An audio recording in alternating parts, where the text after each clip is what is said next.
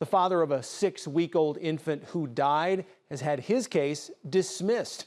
In court documents filed last week, the state of Iowa made a motion to dismiss the charges against 28-year-old Brennan Schneiderman.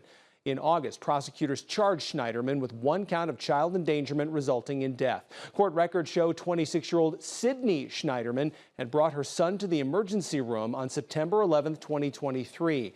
The baby died from its injuries 2 weeks later. Doctors determined the injuries were consistent with those found in shaken babies, and the death was ruled a homicide.